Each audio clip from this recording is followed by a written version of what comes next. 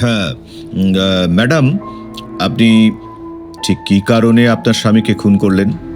মহিলা নিরুত্তর। আর আমাদের আসার জন্য অপেক্ষাই বা করলেন কেন? কি হলো, আপনি কোনো কথা বলছেন না? এই অপরাধের জন্য আপনি কি শাস্তি পাবেন জানেন? ফাঁসি। হোয়াট? আপনি জানেন তাও এত শান্তভাবে বসে আছেন? মহিলা আবারও চুপ। বডিটা তখনও তেমনই পড়ে আছে যেমন কাজের মহিলা প্রথম দেখেছে।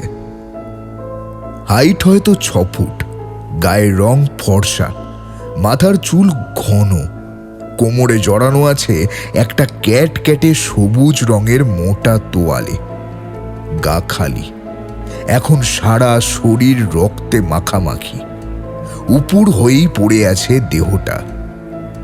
তার পিঠে গুনে দেখা গেল 19টা ক্ষত। তার ডান দিকে বসে আছে তার স্ত্রী।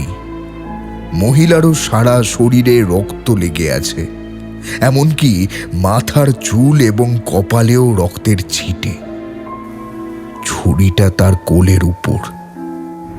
মূর্তির মতো বসে আছে মহিলা, ভাবলে হিন্মুখ, তবে দুটো চোখে প্রশান্তি আছে, আর সেই চোখ দুটোই কপালে ভাঁজ ফেলাচ্ছে অসির। খুনি এত খোশ মেজাজে অপরাধস্থলে বসে থাকতে পারে নাকি, তাও আবার পুলিশের সামনে?